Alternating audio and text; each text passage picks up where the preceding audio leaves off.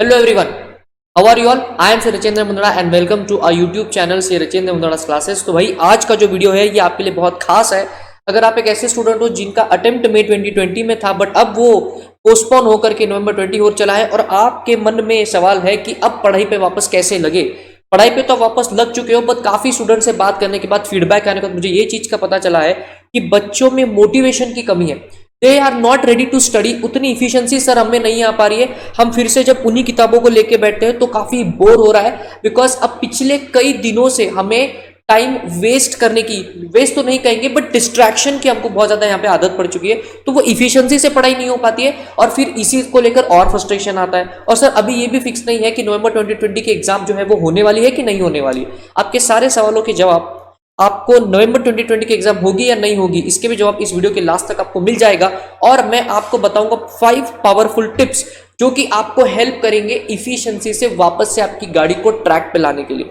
सी देखिए कई बार क्या होता है कि आपको थोड़ी सी गाइडेंस की जरूरत होती है ये जानने के लिए कि एग्जैक्टली वापस से पढ़ाई को स्टार्ट कैसे किया जाए। कई स्टूडेंट्स ऐसे उनके मन में ये डर आ रहा है कि सर हमको थोड़ा सा फेलियर वाली फीलिंग आ रही है, हमको ऐसा लग रहा है कि हमको अटेम्प्ट लग गया है। तो सबसे पहले तो इस बात को अपने मन से निकालिए कि आपको अटेम्प्ट लगा है। बेटा वो तो एक नेचुरल चीज, कोरोना वायरस एक ऐसी चीज है कि जिसकी वजह से आपका अटेम्प्ट कैंसिल हुआ है। सो इट डजंट मीन्स कि आपको जो है वो फेलियर फेस हुआ है। बट फिर भी मैं मानता हूं कि वापस से ट्रैक पर से उसी इफिशियंसी से पढ़ने के लिए आपको काफी ज्यादा समय जो है वो लग रहा है और यही चीज को सोच सोचकर आप दिन भर फ्रस्ट्रेशन में रहते हो।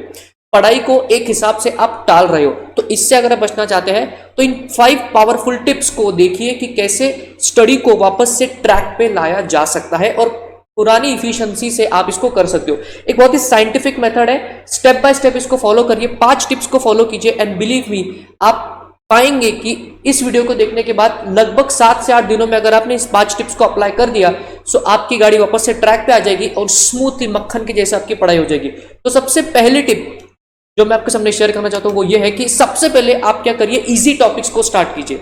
मतलब कोई भी सब्जेक्ट हो, जैसे अगर मैं मेरे सब्जेक्ट की बात करूं ईआईएस एसएम, तो ईआईएस में चैप्टर नंबर 4 सबसे इजी है, स्ट्रेटेजिक मैनेजमेंट में चैप्टर नंबर 3 सबसे इजी है।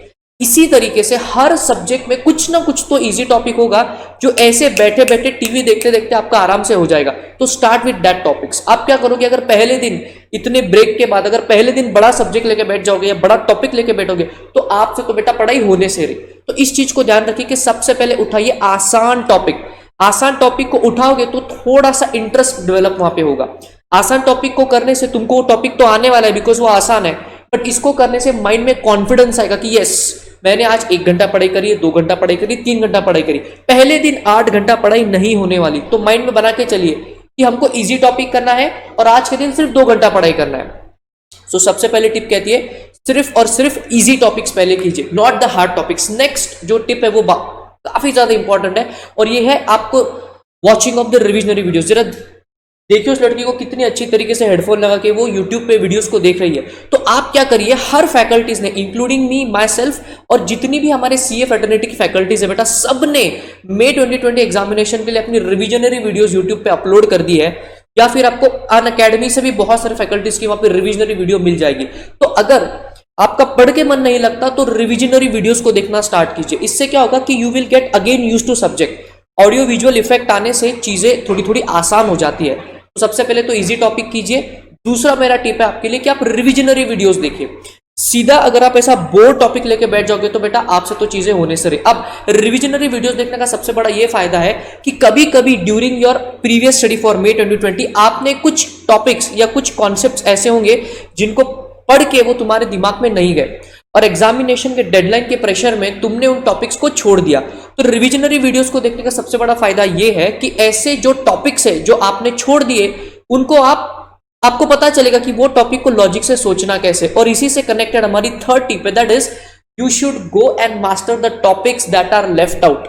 जी हाँ, एज ए स्टूडेंट जब मैं भी स्टूडेंट था तब मुझे भी कुछ कॉन्सेप्ट्स कुछ टॉपिक्स ऐसे होते थे कि मुझे लगता था नहीं यार इसको ऑप्शन में छोड़ देते हैं और बाकी की चीजें अच्छे से पढ़ लेते। बट बेटा बिकॉज आपको बहुत ज्यादा अभी टाइम मिला है तो यही वो सही समय है उन टॉपिक्स को करने का जिनको आप छोड़ चुके। अब इसको करने के 2 फायदे। सबसे पहला तो आपके सिलेबस का कवरेज बढ़ रहा है और तीसरा क्योंकि ये थोड़ी सी नई चीज होगी आपके लिए बिकॉज आपने पहले तो ये करा नहीं था। अभी अगर आप उसको करोगे तो थोड़ा सा इंटरेस्ट भी डेवलप होगा, थोड़ा सा चैलेंजिंग भी रहेगा। तो ऑटोमेटिकली तुम्हारा टाइम कंज्यूम हो जाएगा and you will never know कि कब आप वापस से अपने उस पढ़ाई के ट्रैक पे लग गए। तो जो टॉपिक आपने पिछले एग्जामिनेशन के टाइम पे छोड़े थे उसको करना अभी का टाइम है।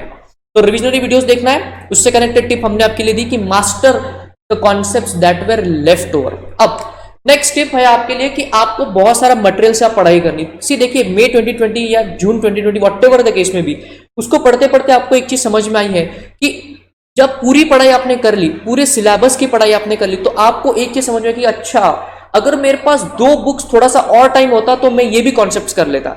जैसे फाइनल ईयर पे अगर प्रैक्टिकल्स की सब्जेक्ट्स बात करें जैसे एफआर, एसएफएम, कॉस्टिंग, इसके तो आप जितने ज्यादा प्रॉब्लम करोगे उतना कम है। Even at intermediate level financial management, accounts, advance accounts, इन सब की तैयारी आप जितना प्रैक्टिस करोगे बेटा उतना कम है। प्रैक्टिकल सब्जेक्ट में तो ऐसे कितना भी खेल सकता है। तो अभी वो टाइम है, मटेरियल जमा कीजिए। Use your time in collection of materials.